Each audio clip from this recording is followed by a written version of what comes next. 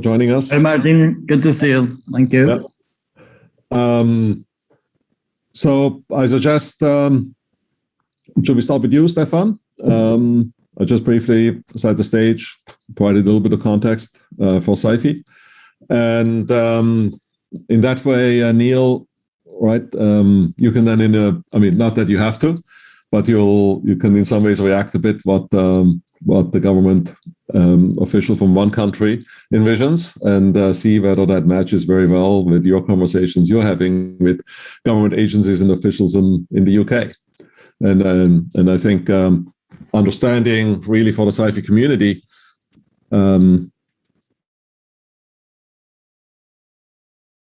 is really important. It's not something we do a lot in the US, so thank you for showing us how this can work in other countries.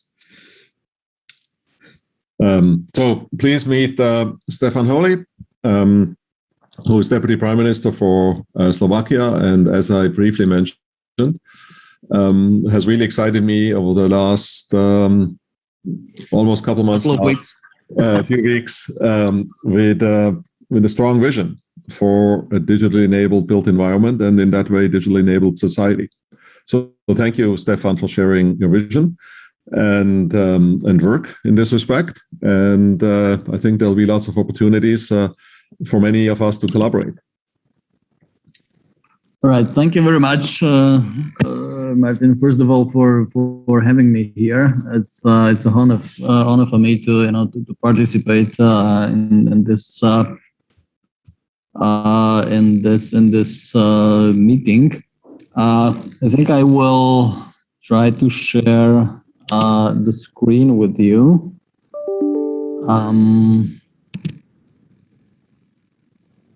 This should be the one. Let me know, please, if you can see it. Yeah, we can see the slides, not yet in presentation mode, but in the, yeah. Okay, so I'll try to. All right, so now perfect. It should work now. Yep, okay. Perfect. So just to give you a brief introduction, brief idea, I will mention the current state. I will try to explain our let's say vision or the future state, how we envision the procedures should work in a near future. Of course, as a politician, I need to focus on certain motivation drivers, have a vision and mission for my voters. And as I am the Deputy Prime Minister for legislation, I will talk a little bit about legislation. Don't worry, I will try not to bore you. Now the current status or the current state is quite reasonably depicted in a Better Life Index benchmark, which is provided by the OECD. As you can see, Slovakia is an EU country, or as you might know, we are NATO country. We are a high-income country. In the meantime, so we have more or less completed the transition into Western Europe-style economy. In general, the human development index is pretty high, and most factors, or in most factors, it is in line what you can expect in Western Europe. Of course, there are some structural items, some challenges which we face. One of them being income, which is obvious from the Better Life benchmark, and one of the crucial ones is being housing. I will focus on housing topic because this is also one of my competencies within my portfolio, and and shows or is interconnected with the construction legislation as well, or construction environment. It's obvious we are lagging behind in availability of rooms per person or apartments in comparison to some Western countries or Western European countries. The reason for that is being that most of the apartment stock has been privatized in the start of the 90s, right after the so-called Velvet Revolution in Czechoslovakia. So we have like more than 90% of apartments in the private hands. We are in fact missing the rental apartments, and affordable housing is or has become an increasingly urgent topic here. Of course, based on the calculations which we have, we are missing some 100,000 apartments, which is or affordable rental apartments, which is a huge amount for a country with 5.5 million population, obviously. One of the reasons for this big gap which we have is construction legislation in our country, which does not reflect current needs. So just to focus on some of the problems which we have, we see that the zoning plans are not only not machine readable, but more than 50% of the territory of the country does not or is not covered by zoning plans. So it is very, very hard to plan, very hard to even start proper construction when you are lacking the zoning plan. The spatial planning and building permission procedures is currently carried out by municipalities. The municipalities have been provided with this competence, or there has been a transfer of this competence from the state to municipalities some 18 years ago. The problem was that the municipalities, they didn't have their resources developed and prepared for this transfer of this competence. The result is we have like 2,900 building authorities, in fact, in a country with 5.5 million population, which is a huge amount. And of course, with understaffed authorities and let's say this sort of decentralization, or this extent of decentralization, the logical step or the logical consequence was the inconsistency of the application of the legislation, which causes large problems. We meet quite frequently, some industry players like petrol station operators and telecom operators who come to us and say, when we built a petrol station on the one side of the country, in comparison with another petrol station on the other side of the country, completely different legislation procedures or construction legislation procedures apply, and it is very, very hard, to build something up. As a consequence, the forms and formats of special plans and construction plans are heterogeneous. This is what I mentioned. The procedures are very cumbersome and heavy. Just to give you an idea, we have currently some 84 different procedures in place which relate to spatial planning and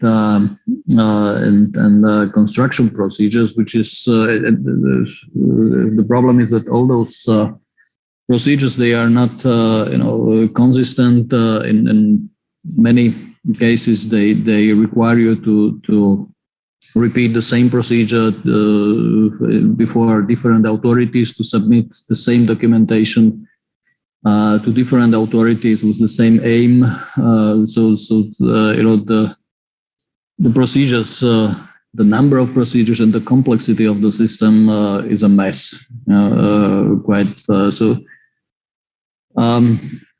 We have, although the system is this messy, it is very cheap. And it's been for the previous administrations in our country where we're saying, okay, it's messy, but it's very cheap. So it's there are some hidden costs, of course, when something is cheap, but it doesn't deliver the outputs which you would reasonably require. The costs or the costs to incur somewhere else. Now, the isolated software solution and the reluctancy of some of the or some of the public authorities to share the data with others, just let's say finish the picture. As I mentioned, just to emphasize, the system which we have currently in place has been developed back in 1976 in a completely different political and economic situation in Slovakia.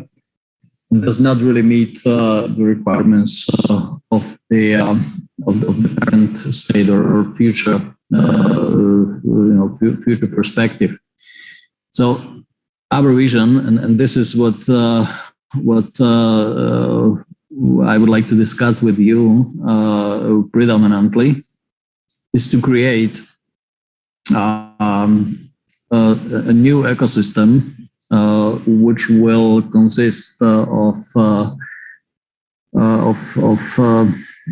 various data layers where there will be spatial planning data, all the passive infrastructure data included, all the data which are in public registers, but also covering like utilities and other providers, telecommunications and so on.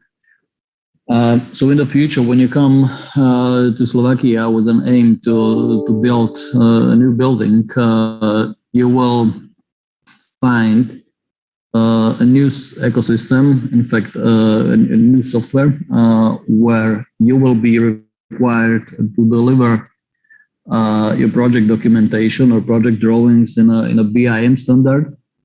You will input this BIM standard into the system, so you will find the particular land plot which you intend to use. The system should include all the data, all the information relating to this plot, where you intend to build, which are available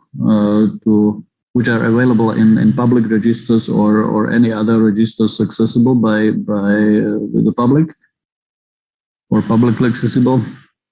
And the model or the ecosystem, the software should evaluate and validate your project while sending it or making the communication for you with all the connected authorities, stakeholders, neighbors, and other partners like environmental partners or public, which protects those interests.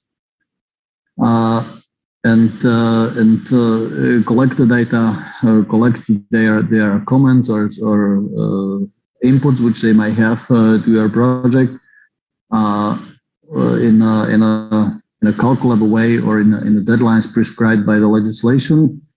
Will compose a draft or a proposal of your building permit, which is validated. Will send it to the construction authority, which will at the end of the day confirm and issue the registration.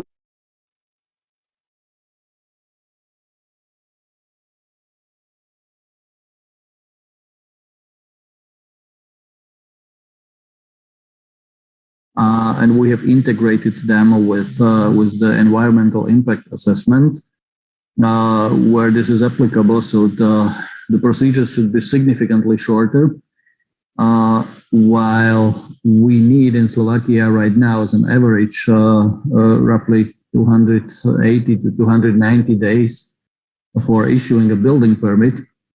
In the future, this time should be decreased or reduced 7 times in average. And while you have to communicate separately with when you have a larger project with 25 to 30 authorities as a standard, in the future you will have just one point of contact. Also, you will receive only one building permit covering all types of infrastructure, meaning roads, meaning pipes, meaning environmental structures, and so on, without any need, to submit or to apply for more building permits.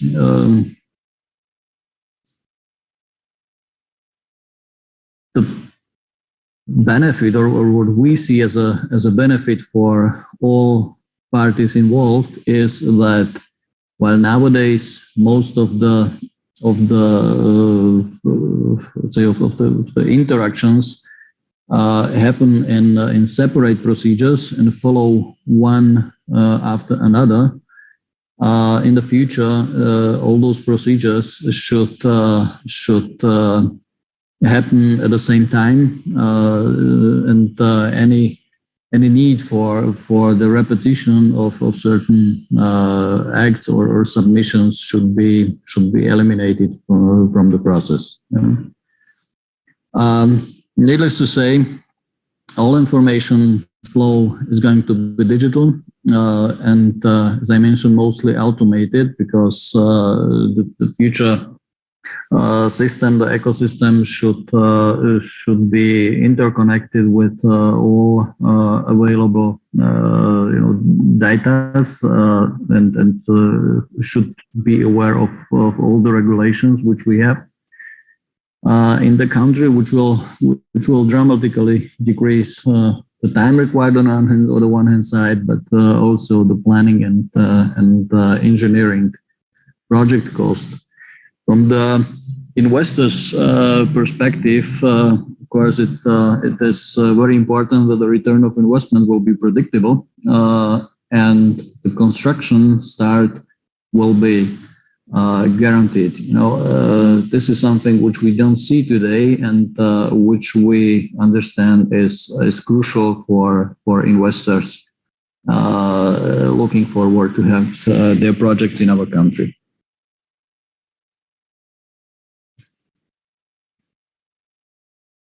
The motivation drivers and benefits, the motivation, as I mentioned, the Construction Act, which is currently in force, is very old one, so there is a high, demand in the society to introduce a new legislation. You can imagine that the construction legislation is one of the most stable legislation in the legal system.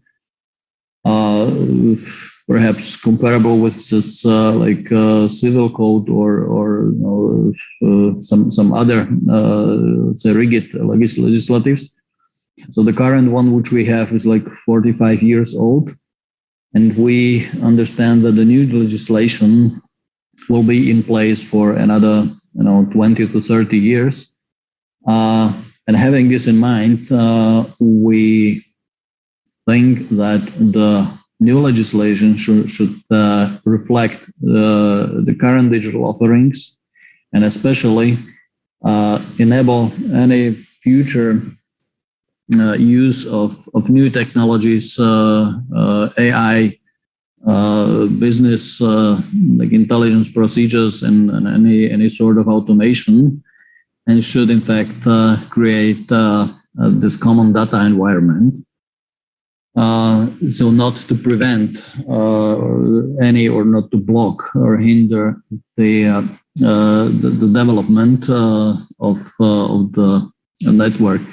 It should definitely eliminate the bureaucracy, and any gray zones. So in the future, you should not face situation where any of the bureaucrats would, let's say, would try to to make any speculations or to try to persuade you of their views of the legislation and interpretation of the legislation. So it should be clear, and it should be based on a very clear procedures. Now, when I come to the second driver, which is closely interconnected with the legislation and with our aim to create a new ecosystem and the regulatory framework, there will be new technologies applied, and the application of new technologies will be in some way mandatory for certain, let's say, for certain types of construction and infrastructure. Slovakia is a highly industrialized country. We have more than 30% of the GDP created or being created by industry. Very broad is automotive industry, IT industry. We have big players here, or big factories here, including Volkswagen, Jaguar, Land Rover, Samsung, and so on. And all of those factories will or actually do right now already a lot of automatization. We see a lot of industry 4.0 trends.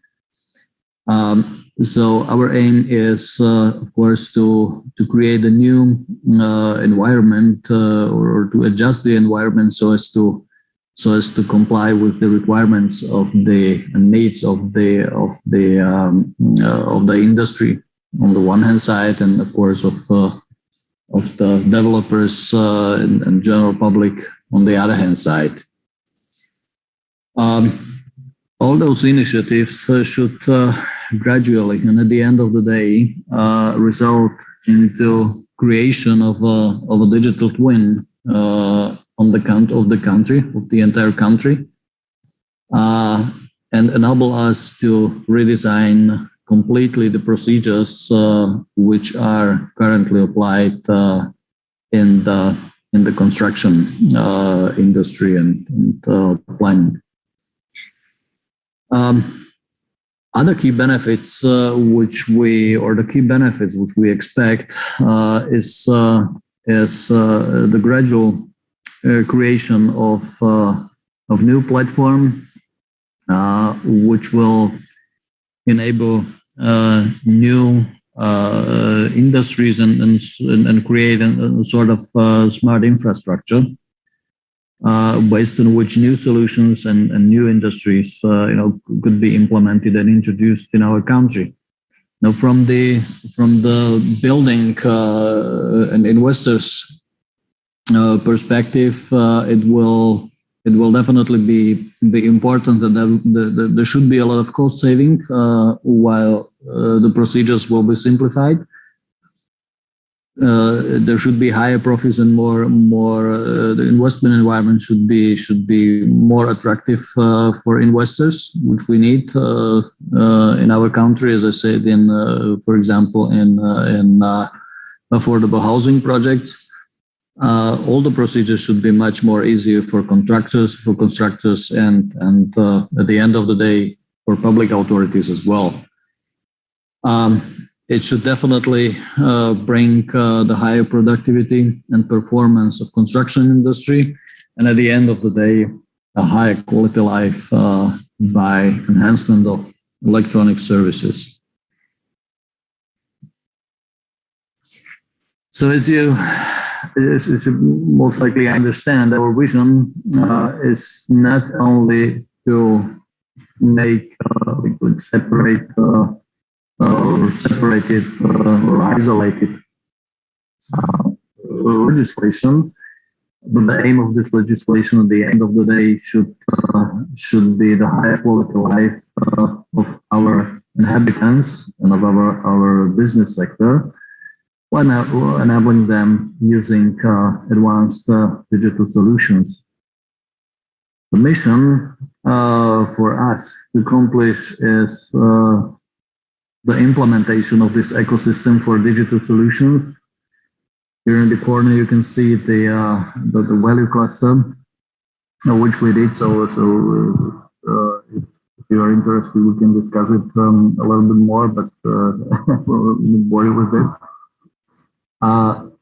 In way of a regulatory framework and of this new ecosystem, we will definitely aim support the creation of a smart infrastructure. So meaning in the future, you will be required when you build a new house, implement besides or insert into the system besides the passive blocks of infrastructure like pipes and so on. So you will be required to insert active parts in that. And definitely at the end of the days, there is an aim, or there's an aim to introduce a digital twin of the country, which should be fully functional and create a new type of infrastructure available to all, or in general for broad usage. So we expect, based on the discussions that we have, we expect that this should be quite interesting for startups and for the improvement of existing solutions. This is a brief CPAC model. So of course, the bias of the inputs and construction procedures into the system. You can see Orbion here. This is our name, which we use for the IT system or the ecosystem. The data will be provided on the one hand side, as I mentioned, by public authorities, which dispose of a lot of data. Will make it with the legislation makes it mandatory that the data will be provided by different authorities and will be shared with this Orbion system. The same applies to owners of networks and technical infrastructure constructions, meaning that when a telecommunication operator has certain data on its network, it should, or this telecommunication operator should share the data with the ecosystem, so that it is obvious on any land plot. You should see on the first. Let's say on the first site that there is a telecommunication cable, there is a pipe system, there is a heating or whatever, whatever other system.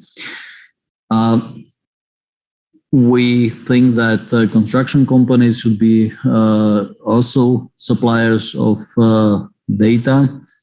We consider to make it mandatory, let's say, for companies participating in public works or public construction works like highways, railways, and other infrastructure projects to share their data from their operational logs and other logs with the system. There is a possibility to apply sort of remote controlling in order to get the in-time or the on-time and real-time information about any possible, cost increases or time increases in the public sector. This feature should be, of course, accessible to private parties as well.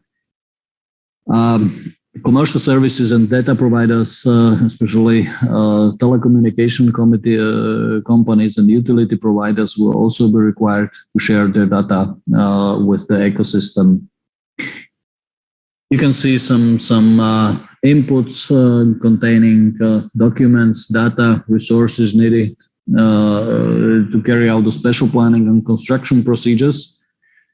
I will not list them all, but they demonstratively listed here. The procedures which will be required to transform the inputs into outputs are listed here as well. So it's definitely the approvals, authentication, electronic delivery, and so on. And so you can see them all here on the slide. The outputs which we expect is the full coverage of the country with spatial plans, with 3 types of spatial plans. It's a municipal planning, it's a regional planning, and it's a planning on the whole country level.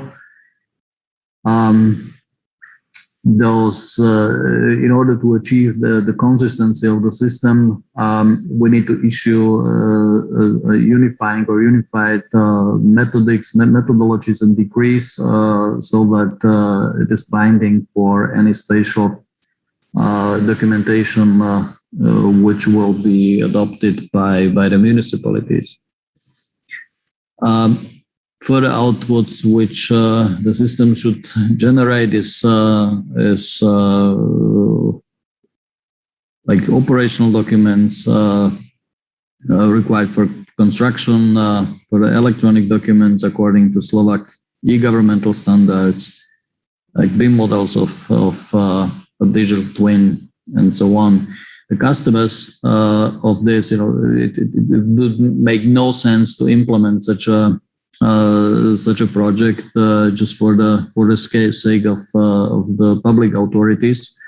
So we definitely need customers, which in this case, from our perspective, are citizens and organizations, companies and commercial businesses that will benefit from outputs and from these procedures. So we expect that they will appreciate the system highly, or in fact they already do. The role of the government in this system, in this project, as we see it, is to introduce and maintain, especially the regulatory framework for the entire ecosystem. The regulatory framework proposal is in its final stage. We expect that it will be passed by the government by the end of September, and it should pass the parliament until the end of the year. So the works on the creation of the ecosystem will start next year. And the first stage of this ecosystem should be operational starting with January 1st, 2023. Having this system in place, of course, the government needs to enforce the quality and complexity of the data, which is used primarily for spatial planning and permitting procedures. So we will of course define standards which the particular players and stakeholders will have to comply with in order to build up and fill the system with the data which are useful for other participants. The government will of course enhance further digitalization, automation, usage, and accessibility with the free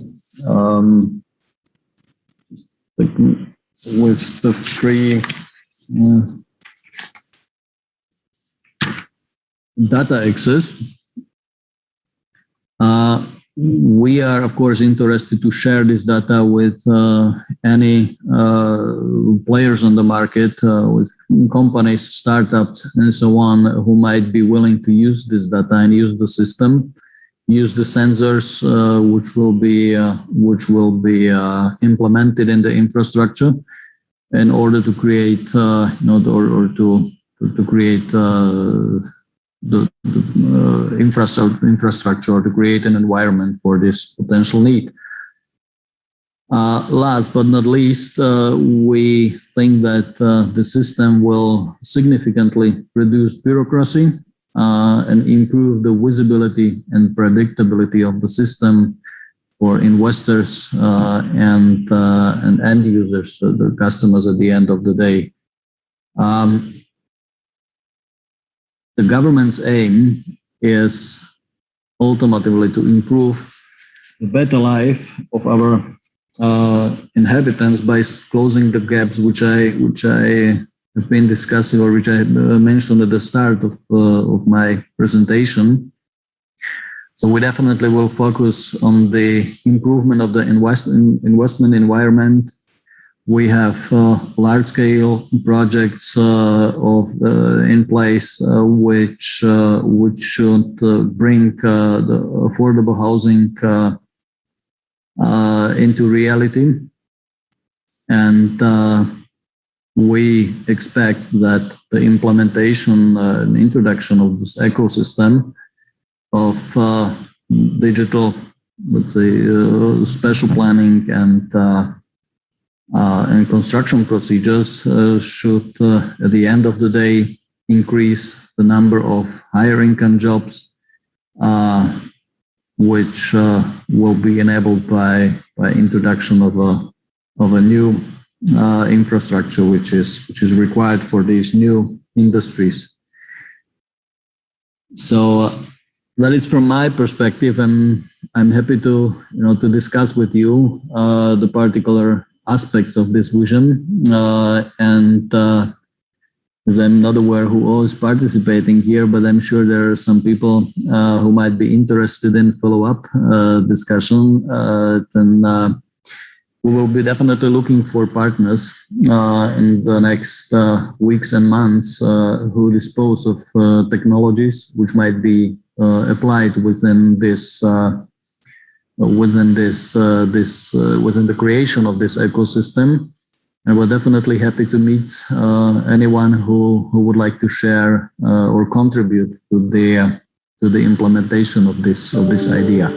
So as I said, we are quite close. The legislation is almost ready. So the next year is the time we will definitely come into implementation of the project. So you are warmly invited to participate. Great, thank you very much, Stefan, for this exciting vision. And just to comment to everyone on the attendee side, please use the Q&A feature. So we have one place for comments and questions. I see somebody using the chat feature.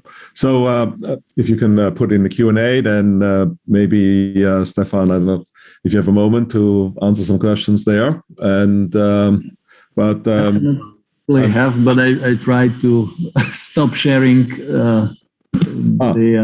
the screen. Not sure if it worked. Not yet. Not yet. So, but if necessary, Mark, you can stop the sharing. As the host. Stop share. Yeah. Okay. Now it works. Yeah. Great.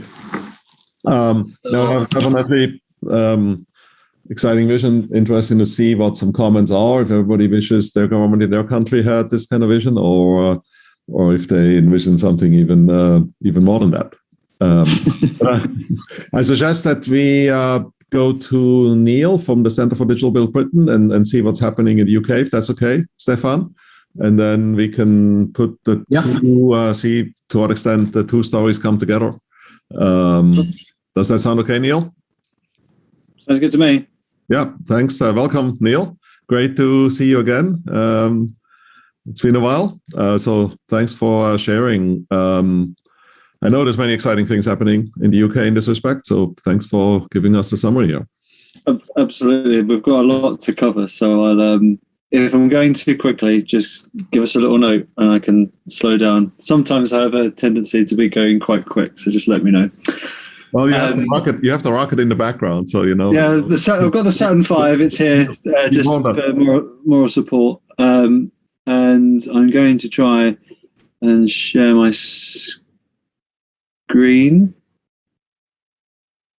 Share. Yep. Hopefully you can see some slides. We see the slides not at the slide mode, but we see the slides with the. Well, that's a start. Now I will press this button.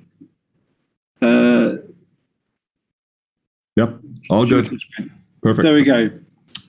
So, hi, I'm here talking in the context of the UK government's innovation for the construction sector, and a little bit about me. So, I primarily a director of digital construction at Atkins, and I'm seconded to the Centre for Digital Britain, where I head up the Construction Innovation Hub program. Also have an honorary associate professor role at the Bartlett School of Sustainable Construction. I'm the chair of the built environment for the Institution of Engineering and Technology, and also the digital lead for manufacturing performance at the Construction Leadership Council. So the Construction Leadership Council is sort of the government's channel into industry from a policy perspective. So that's a keynote there. But enough about me, and I'm going to be flipping between two types of organisation, between the Construction Innovation Hub and CDBB. From my perspective, they're the same thing. So the story is the UK government set out in 2018 a construction sector deal where it put £150 million aside to invest in the industry. 75 of that has gone into creating the Construction Innovation Hub, where CDB is a partner with the Building Research Establishment and the Manufacturing Technology Centre. And then within that contains the sort of the digital transformation programme for the construction industry, which represents about £45 million of that £75 million, which is what I'm in charge of. So I'll be going through and talking about some of the broader aspects, but I'll be mostly speaking about the digital transformation aspects. In terms of the hub, our mission is pretty simple. We want to be able to, we realise that the built environment plays an important role in society, and that driving innovation through that sector is going to be key in terms of enabling some of the social outcomes that I'll talk about later. And in terms of our mission is essentially trying to look at the manufacturing sector, the digital sector, and the construction sector, and working out how can we bring those together in a different way to enable better outcomes for our industry and for our citizens and nations, and participate in the broader world, but we'll cover that. The programme splits into 4 streams in no particular order. So value is about enabling value-based decision-making. So one thing that we want to try and stop is the race for the bottom on price, because if you're going to if you're not going to pay enough for it, you're not going to get the quality. So how can we mature the conversation that we have through contracts to enable better outcomes for our infrastructure? Because we know that the race to the bottom doesn't particularly help. We have platform. That's all about the learning that we can extract from manufacturing. And what can we learn from automotive? What can we learn from building aircraft and what have you to enable high-value manufacturing techniques in the construction industry?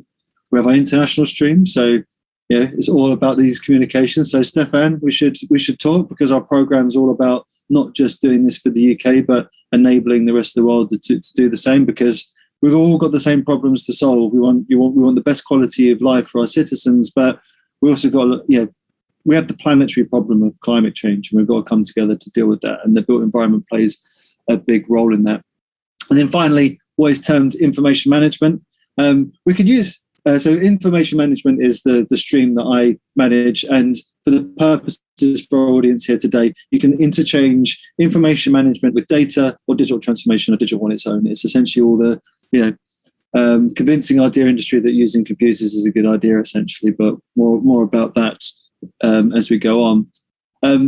Now, what I'm going to be speaking through the rest of my presentation is going to be mostly sort of diagrams on slides, which doesn't make this stuff that we do feel real. But I wanted to provide this slide to show that all the stuff I'm talking about has all this in the background, and these are things that we can get our hands on. And I'm just going to pluck a couple out as random because they're my particularly favourite projects that we're doing. So one, you might see some wooden structures in the middle there. I don't know if you can see my cursor. These are cross-laminated timber structures that we created at Cambridge University, and these are scaled down, but this is folding wooden structures that can hold themselves up and be scaled up to a building size. So essentially buildings that you can fold into position and they hold themselves up. But this has an interest. So the main part of the investment actually is quite interesting. So we talk about the manufacture and assemble and construct, but this has a deconstruction element to it as well, because of the way that the fixings work. You can have your folding structure. We can take them apart in a special way and take them around the country, and that can I won't say infinitely scale, because that's a bit of a silly thing to say, but it does scale up to a proper building. We're going to build a school hall out of this stuff, so that's really cool. We have our big yellow robots, so autonomous plants and building sites, and for the keen eye and gamers in the top corner, we have the Among Us logo. And one of the interesting things that we did in the West Cambridge building is we essentially installed sensors everywhere of lots of different types: humidity, temperature, presence, neural network imaging cameras, and what have you. And we essentially created a game that was completely based upon Among Us. It was called About Us, and essentially it was about a couple of things. So the unintentional consequences of being able to triangulate all the data from different sensors together to understand, you may leak information about yourself that you don't want other people to know just by the triangulation of different sensors and things like that. So that's really interesting. And lastly, another one of my favorite ones is the bridges. So we see the picture next to the Among Us logo with the blue squiggly line. We've got a handful of bridges up and down the country that are covered in sensors and learning about how they perform when cars, trains, and what have you go over them. So loads of practical stuff. Wanted to show that, but we've learned loads. I mean, we're in the latter stages of the program, and we've applied technology in the most random places and lots of things. So lots of practical things. So in terms of information management, more specifically, there's some key areas. So for information management, it's all about making the built environment safe, sustainable, and making sure it's performing. And in terms of that performance, we can't meet our climate change obligations without the use of information. That information has to be managed. That information has to be based on data that is of an appropriate quality and what have you. It has to be managed. All those coming together is important for international trade because, for the UK perspective, we invest in our intellectual properties, but we do try and transmit these things to the rest of the world. So, this is the work that we could possibly do with yourselves, Stefan, as an example of doing that. We're quite selfless from that perspective. We've created the UK, so our program created the UK BIM framework, which is now sort of translated into the international standards for BIM, which has been a key enabler for all of our countries. And at the end of the day, information management is a critical enabler for implementing platform construction systems and that value-based decision-making that I was speaking about. You need to make value-based decision-making, you need evidence, and we can't lick our fingers and wag them in the air for evidence. We need hard data to do that. So we're going to be using sort of sprinkles of example work as we go through. So why do we go about doing this? And a piece of work that I led last year with KPMG was about reviewing the economic benefits of information management. And they went off and spoke to different case studies around the country, anywhere between building new railways up in Manchester through to augmenting the Nightingale Temporary Hospital in London that we built in response to the COVID response. And we found some interesting things. So across these case studies, we found that there's a 3.7 time multiplier on the value add to the economy with the appropriate implementation of information management, which should get any government policymakers is pricking up if we're able to make an impact on value add. There's an average of a 7x cost, factor of 7 in reduction of costs through whole life. Another thing that should prick up the people's ears. And on top of that, it's also improving labour productivity by a factor of 6. So it's this isn't pie in the sky stuff. This is we brought on KPMG and they went and have a vigorous methodology. I will share these slides. There are hyperlinks to these things. Go see them. Lots of evidence, and you can go and replicate the methodology and see how you fare on the same measure. So this is why we do this, because it's important and it brings benefits. Now, into a bit of sort of the visionary piece here, and I want to place you get the choice of two personas that you get to play in my game. Persona number one, you're the CEO of an automotive company, let's say Volkswagen, you're the CEO of Volkswagen, and you're looking at how the internet's going to impact your business. And also want, and if the automotive industry doesn't take it for you, put yourself in the mind as a CEO of a managed real estate company like CBRE, Land Security, British Land, or what have you. So you own lots of land and you develop that land for its use for whatever reasons. Place yourself in the persona of either of those people, and we'll talk about those as we go through. Now, where we are today, and the thing that's well documented is 3 platforms of the internet, and I'm proposing there's a 4th. The first one's about connecting mainframes, the second one's about connecting personal computers, and the third one's essentially connecting mobile phones to the internet. Now, we are breaching into the 4th platform as we have the Internet of Things, but what I'm suggesting here is the order of magnitude of scale. So this isn't just the mere Internet of Things, this is beyond that. This is the connection of everything, trillions of things, not just billions of things, trillions of things, and therefore, quadrillion connections between those trillions of things, right? So you can see the steps in orders of magnitude as we go through these different platforms of the internet. Why am I talking about this? This is important because the economics of the internet is why we can start having these conversations about better performing infrastructure. Because 1, storage, compute, and the connection of the internet, rock bottom prices. Yeah, everyone can have access to cloud computing essentially. Therefore, and then we've reached a world where the actual cost of implementation of artificial intelligence outside of paying for people to do it is very cheap. The average student can go and mess around with TensorFlow on Google Cloud Platform and do some feature recognition, for example. It's very, very low barrier of entry. And on top of that, is my proxy for connecting the rest of the world through things is the cost of robotics, and connecting robotics to the internet is really key. And the cost of robotics versus the cost of labor has reached a point where we can easily substitute certain tasks with robots, which has quite a profound impact going forward. And also the cultural aspect of the internet is quite key. Now, if we think about the perverse outcomes of construction through the race of the bottom on price, look what's happened with the internet. We gained access to the internet earlier on. So this is search sentiment in the UK through Google, and everybody went on the internet wanted to find the cheapest thing. Let me find the cheapest this. Let me find the cheapest that. So think of this from your real estate and car owner perspective. Is we've gone from find me the cheapest office to find me the cheapest car to I want to find the best car for my personal circumstances. So moving from the cheapest to the best from a consumer perspective, and the internet has enabled that, is a critical thing to put in the back of your mind when we start talking about construction being connected to the internet. Now, talk about the stream age, and this stuff happens fast. My proof for this is this. So the picture on the left-hand side is the music industry as projected by the Financial Times in 2015.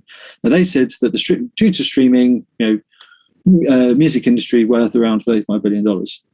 Now, if you look at the picture on the right-hand side, that's from Deloitte, and that is, published a little while ago, just before the pandemic, and we've essentially achieved what we projected to do in 15 years, already done today.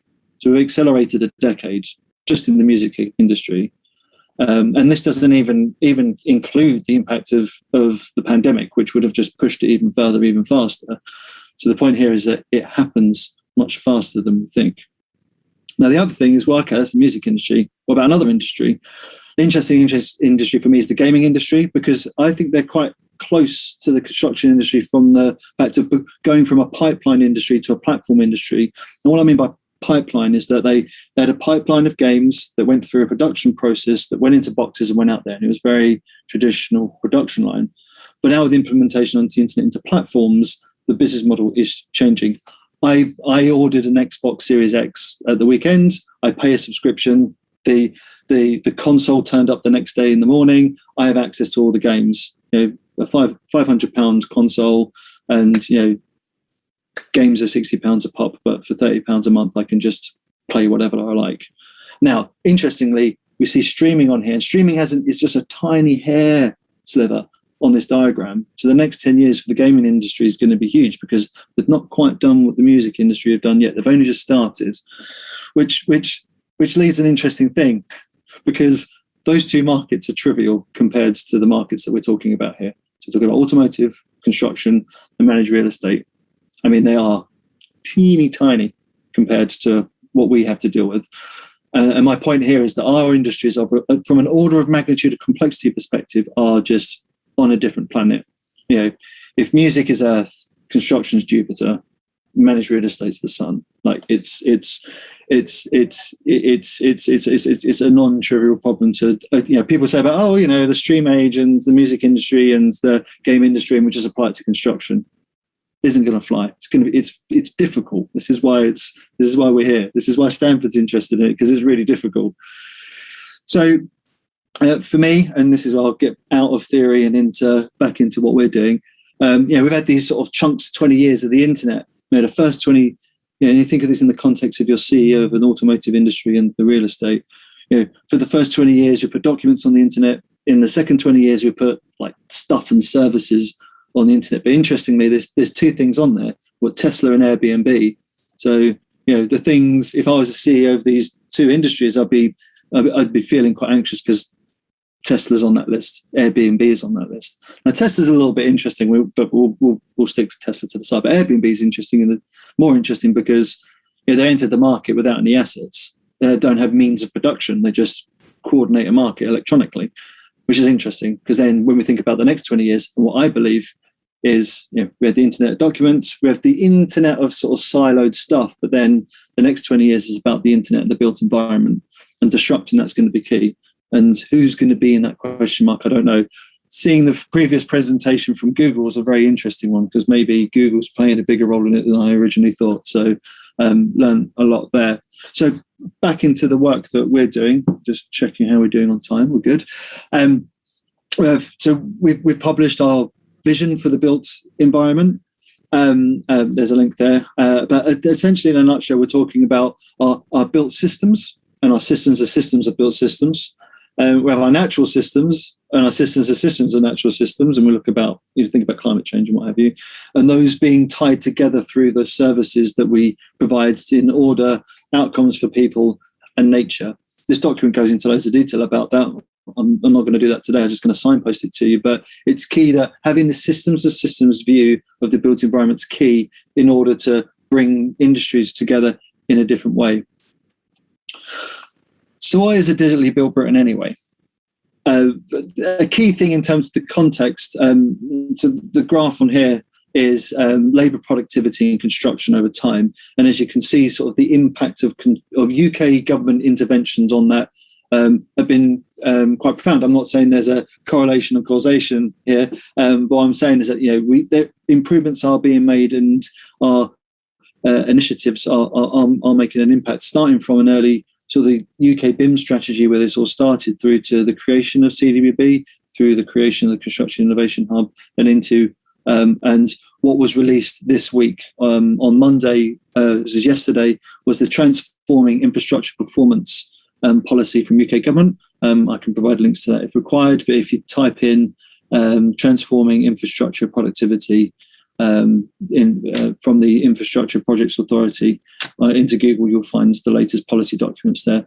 And that sets out a new BIM mandate. So essentially yesterday, the UK government refreshed its BIM mandate, and it's called the Information Management Mandate. So the work that we do isn't disconnected from industry or government. We fed directly into these things and created that mandate. But this is just a story about labour productivity. In terms of what's coming next, it's quite key that we ensure that we start benchmarking and tracking our ability to deal with climate change. And we have to talk about better quality employment, because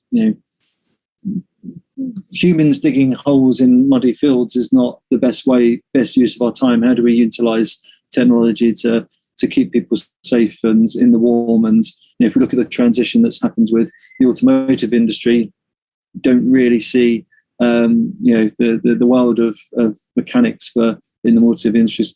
They're working clean environments now, for example. What's the same for the construction industry? But ultimately, it's about social value, and how do we make sure that we can connect the work that we do in building essentially the operating system for society through the built environment into better education, lower crime rates, etc.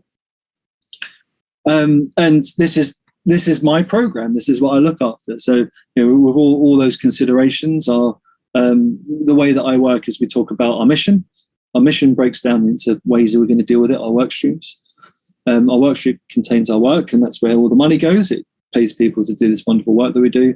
And then the important change, and the thing that I'd urge anyone on this call about, if you're ever in a position where you're enabling people to produce outputs, is just producing the output isn't enough. We see where a lot of government programs fail, where just producing an output and a report is like, that's it. We produce a report, we put it on the website, it's done.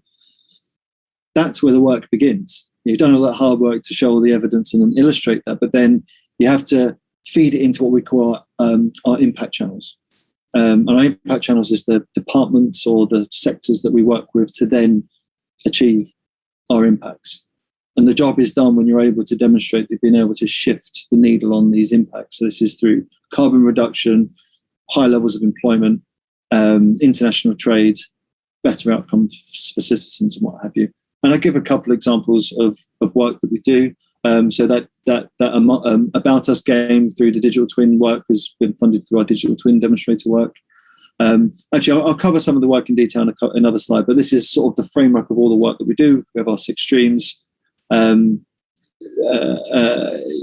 run through this quickly, actually. So the information requirements is about managing our requirements through a life cycle, which I'll cover in more detail in a moment. We have the UK BIM framework, and we record what we call information exchanges, and that's where the UK BIM program sits, and the mandates and all the stuff sits within there.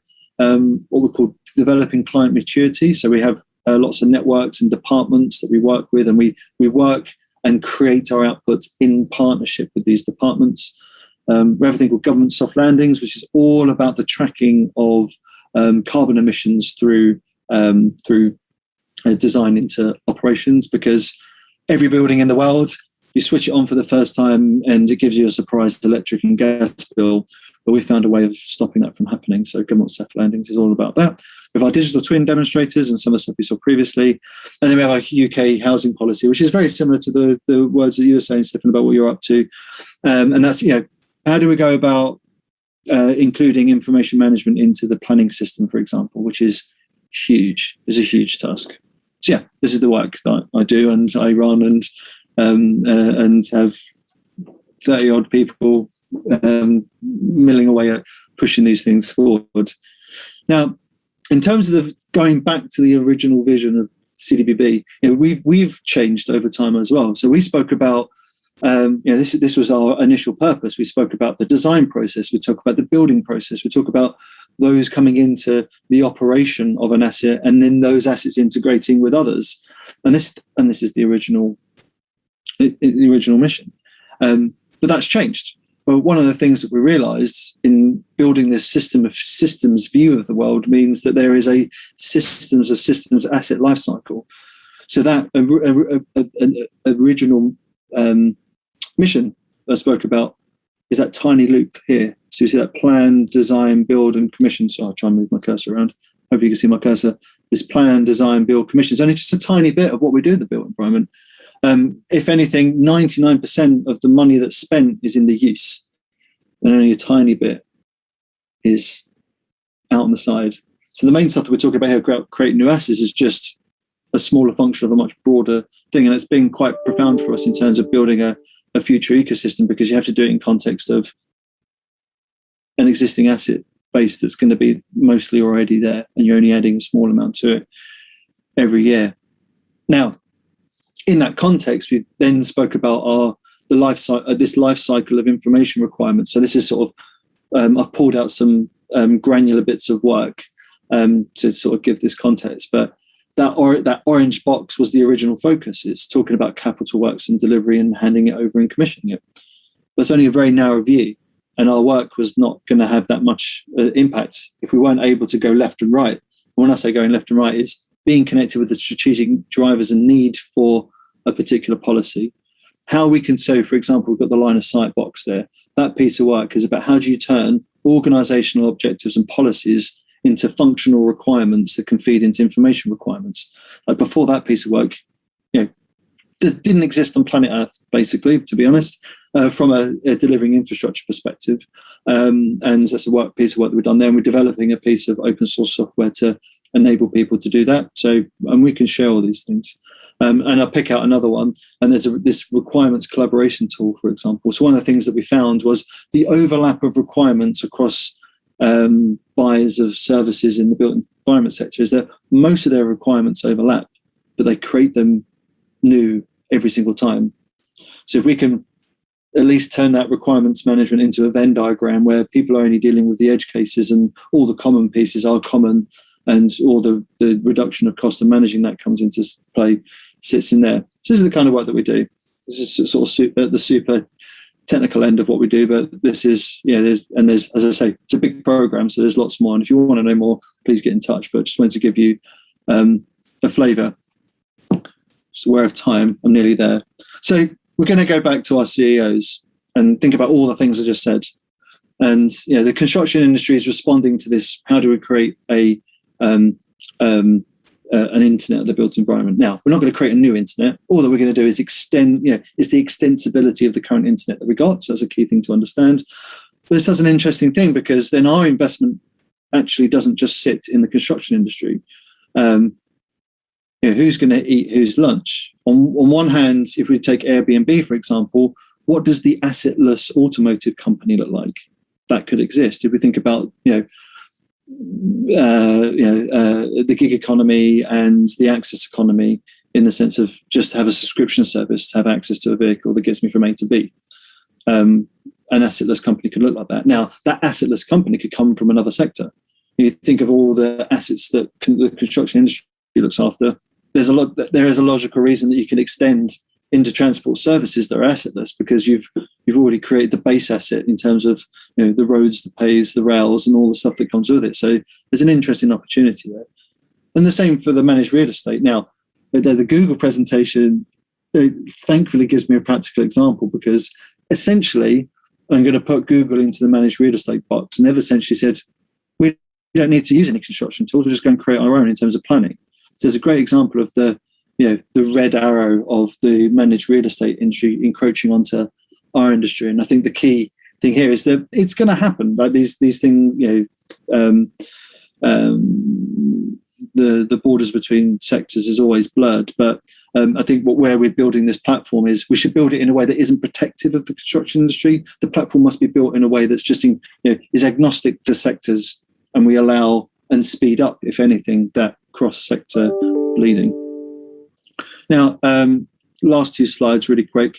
Now, in terms of creating an internet of the built environment, CWB created the Gemini principles. They've been around for a while now, but they're essentially the base set of ethics for building a national digital twin. But this converts into being able to give you essentially a consciousness for your next digital program that it can be applied to anything. It doesn't have to be just applied to digital twins, but in terms of key base documentation that we create that sort of leads an industry, these are the examples of things that we've done historically to lead markets, and not just in the UK but across the world. I mean, the Gemini principles gets quoted by the governments all over the place, and I think this is quite key, because the value of this program has given us this agnostic space to do this work. This work could never have been done by the market or outside of research, because it's just not mature enough.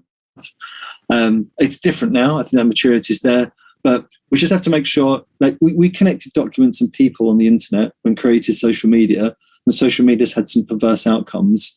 Now, if we can learn from those missteps and and that's just as trivial as putting people and media on the internet. We're talking about putting the built environment on the internet, and we have to we can't learn by our mistakes in that space. We have to, critical national infrastructures of high importance, and we can't sort of roll with the punches with that one. So doing this ethical work up front is really key. And in terms of the future environment and where we're going, the thing that's really clear is that the work that we're doing has been sitting in the middle of this ecosystem. It sits sort of between government and the supply chain. But the key thing that we've created in this ecosystem, I mean, I'm not going to go into all of these, but one is the bottom line here. so the Infrastructure Projects Authority. There's a few departments, for example, that have this data.gov. So the UK government, for example, has invested an awful lot in creating essentially APIs to have access to government information. But it's gone into the built environment in the same case for DEFRA, for example, so the department that looks after the Environment Agency. So you can query certain things and include them into your design, and expanding that into the construction pipeline is going to be key, because the construction pipeline does one thing. One, for example, what was announced yesterday through a PDF was the pipeline for the next 10 years for the UK government. Now, that should also be available as a searchable API, so you can feed it into CRM systems automatically. You can feed it into, and what I think is more important is that products and material level. We need to energize the investment of the supply chain. And if the supply chain knows there's £600 billion worth of investment coming down the pipe for the next 10 years, they can signal back to government where they're making their investment and what products are going to be available and what that product performance is, and is it going to meet the environment requirements and what have you. And where this is a super schematic level. I mean, there are the more detailed levels, and if you want to know more, get in touch. But the next phase for us is that market. How do you design a platform construction market? And that's our next step. As I say, I've gone through a lot of information very quickly. Been very good. I've tried to finish a bit sooner. But we're on this journey together, and the games industry and the music industry have had their moment to be rock stars on the internet. I think it's our time to be rock stars on the internet. Thank you. Thanks a lot, Neil. That was super exciting, and a few really, many messages. Some that really resonated with me is the total platform. Let's talk a lot about, I think it's dawning on us what that really actually might mean. I know we will know in a few years what it really means, but I think we are slowly getting there in my experience. And then also the blurring of the boundaries. I think that's also a key message, and what it means for businesses. I've seen this turf war play out around the world in terms of information management, who is in charge of what information. But I think in the future it will be around performance, as also Stefan pointed out, and again for that we need sort of a platform that enables some level of connectivity and shared understanding. I'll try to put it on a few words, but I think you had a question for Neil, Stefan. You are still muted. Yes, I'm unmuted already. Look, I think it was a very good presentation, Neil. Thank you very much for it. I understand that we're working, in fact, on the same topics, and then we're on the same page. I can absolutely, confirm the things which you mentioned. My impression is that you are focusing more on the use cases and on the let's say validation, on verification of those use cases based on the data you collect, which is definitely very useful work to do. We have been looking on several initiatives around the globe, some of them, let's say, in Germany or in Singapore or in other countries. At the end of the day, we came to a conclusion that the technical features are, let's say, mature enough nowadays in most aspects, to create or to make this vision come true, which we have. The thing which we realized is in most countries not mature enough is bureaucracy and regulatory framework, meaning the legislation. Just to give you an example, we have been looking, let's say, at Munich in Germany. And the reply was from the professors over there that we can handle all the technical stuff. We have already installed all the sensors, we have all the data, we can collect all those data, we can make all the projections in spatial planning and let's say implementing the various use cases. There are some gaps and problems, but in the near future, most of them should be solved. What they told us, 80% of all problems which they face is of regulatory framework, dealing with politicians, dealing with public administration, which is simply not willing, let's say, to get stripped of their stamps and of their competences which they have. So that's why we have, at the end of the day, to speed up things, we have opted for changing the regulatory framework first, and decided to create a regulatory framework in order to enable the implementation of the ecosystem as such. Yeah. I wanted to ask you how far, or from this perspective, I wanted to ask you how far are you with the adjustment of the regulatory framework and competence structure in the country? I've seen it somewhere in the Q&As, because this will obviously, or the experience shows that this will be the most, let's say, difficult and most complicated topic. So I didn't see it in your presentation, but I would be very much interested to understand how you deal with this. Yeah, I guess there's three aspects. So the first one is like a basic national culture basis. So this might sound a bit strange, but the implementation of mask wearing was very interesting in our countries, because I think the UK has sort of two modes. It has, it strict on its application of regulation for good reason. So we think about, and we had a disaster in the UK where a public residential building set fire because of the poor performing Grenfell Tower. I'm sure you've heard of, and there's a regulatory response to that.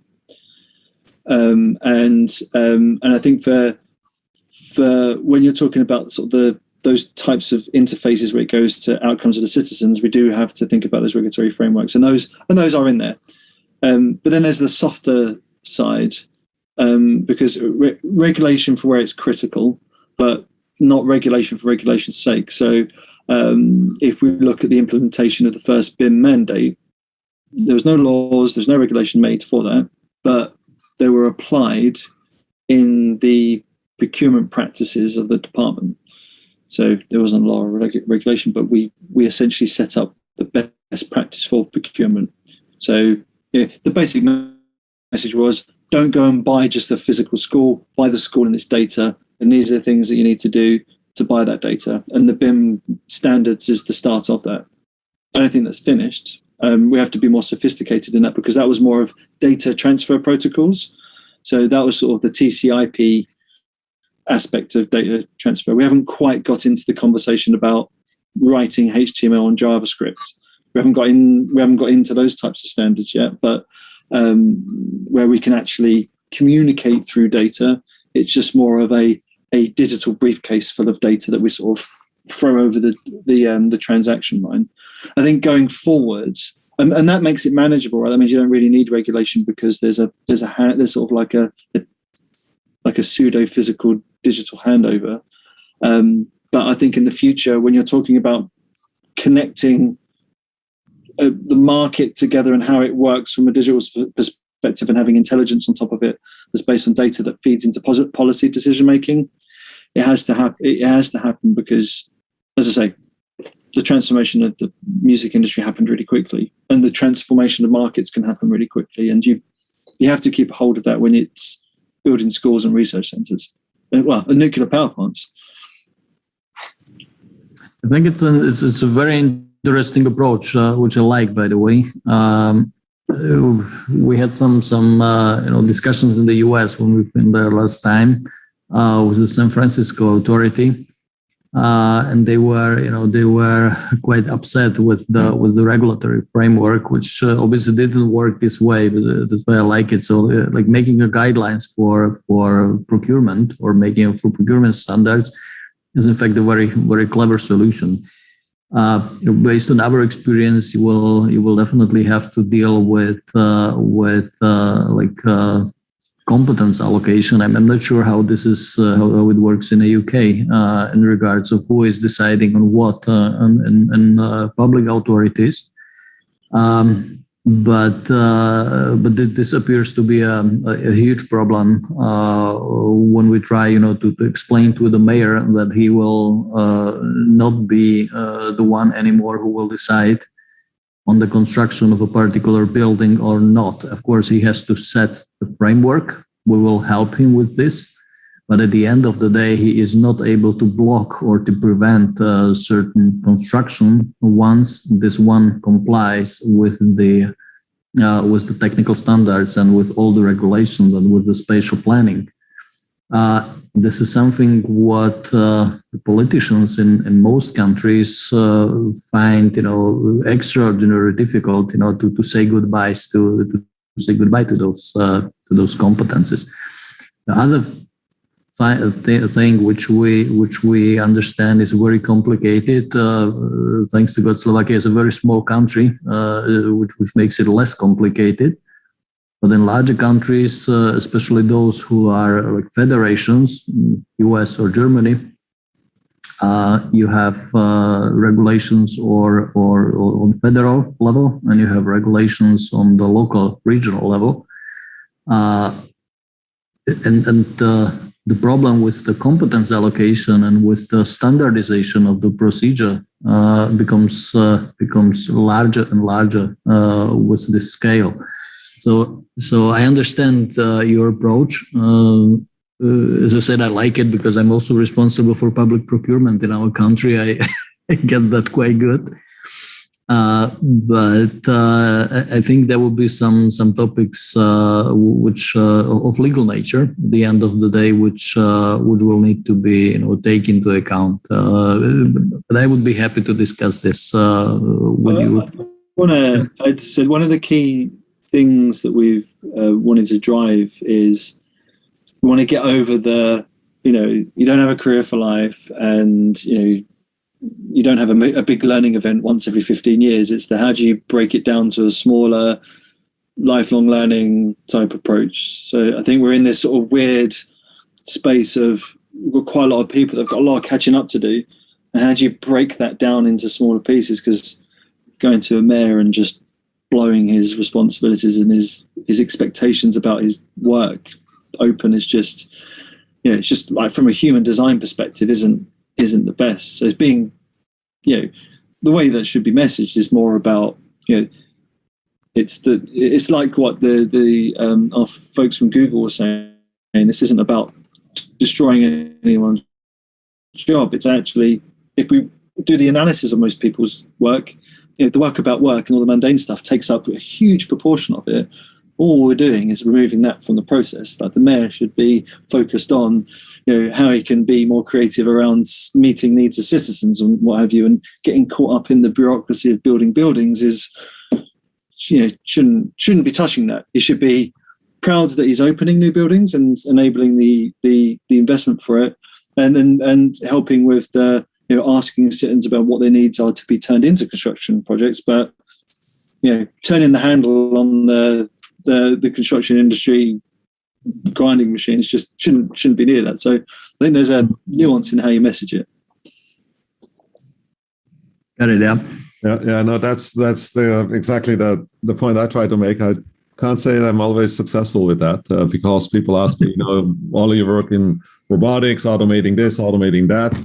It's just they're taking jobs away. And I've said, well, in a way, good, because those jobs can be done more quickly, more systematically, because look at all the things we're not doing, because we're doing those jobs we shouldn't be doing. But as you pointed out very well, Neil, right, the vision for less impactful built environment in our climate, more positive impact on society. You mentioned a few metrics there. Mm-hmm. So I'm really excited about that. But there's no way we can scale the built environment to that kind of performance with today's methods and practices. And I know I'm preaching to the choir here, and also I'm sure with the audience as well. But I really thank you for bringing, highlighting those, in my mind, really extremely important points. I realize we have almost reached 10:30, at least here in California. You saw this, Neil, briefly at the end of the last session. If you talked again in our program in a year, what might you, say that's a little bit different compared to today? What would you expect to say? I mean, you had quite a long roadmap there, and I see a lot of work. But I'm wondering if you have a few summary statements, and maybe also, although Stefan, I think you made it also quite clear what's possible by 2023. But if you wanted to sort of have a couple quick concluding comments in this respect, and then we'll wrap up the session. It's time. So we're in an important phase. So the UK government's about to make decisions on how it's going to fund things like the National Digital Twin Programme. So I think in a year's time we would know the level of investment for the next phase of this. So you've seen today essentially a decade's worth of effort from the UK government and investment, which comes to an end in September. This time next year. This program ends next year. So this time next year it'll be fireworks on the next big thing. And I don't know what that is. I mean, it does involve the National Digital Twin Programme. I mean, in that TIP document I spoke about, it speaks about a future mandate for digital twins to enable the benchmarking and measurement of performance with respect to climate change. So I'd imagine what we'd be talking about is, a planetary twin type stuff. And I'm not just talking about the weather. I'm talking about like a super ambitious, we created the World Wide Web. Let's what does a planetary twin look like? Which I think's, and if that's not, I'll be upset. I think it's probably enough. I think, but I just like to see where the UK government's going to exit both the Brexit phase and the pandemic phase, and has somehow found lots of money to spend. So it's just making investments. So it's really interesting. Stefan, any couple comments on this respect? I'm also excited to see, because as the examples of our two governments show, the creation of a not really a smart city but a smart country, where using a digital twin concept is becoming a topic, and I think we will definitely at some point we will need to have a discussion on social aspects of this. Within our discussion here pop up topics like zero crime versus zero privacy, and some other items which concern environment, as Neil mentioned, which concern like social life, privacy issues and stuff like that. So beyond this legal and technical discussion, I think we will at some point have to start a sociologic discussion and include other players or other folks into the discussion. So I'm very excited that this discussion is starting, or it started in fact already. It will have, from my perspective, a huge impact, because it will create, such a step forward. In my view, as when the internet was introduced, because you can imagine that the things like buildings or cars or whatever you can imagine, like piping systems, start to communicate one with each other and delivering information. It's amazing, like a couple of years ago, we would have believed this is some science fiction metrics, but now we are there. So I'm very excited that we started the discussion, and I'm happy to be part of it. Great. No, thank you to both of you, Stefan, Neil, for really bringing an incredible number of perspectives together, from technology to legal, social, business, and so on. And I mean, obviously, that's the world we all live in. And so having your perspectives and your experiences and your vision on how that's going to unfold, what's driving it, how we can shape it, how it will shape what we do, and so on, was super thought-provoking for me. So thanks very much. Thank you very much. So I hope that we'll take a break now and for a few hours, and I hope that you will be able to join us this afternoon for 2 more great sessions on looking at the impact of digitalization on the workforce, and then also looking at the usability and operability of our built environment and how do we understand that and make that better. So I realize the time zone is going to be better for people in Asia and the Americas. But that's what we try to do, being a global organization, and we will try to record as much as the speakers allow us to do, and share that later for those of you who will be sleeping. All right. Thanks again, Stefan and Neil, and good rest of the day, good rest of the evening, good night. Depends where you are. Thank you very much. Have a good day. Bye-bye.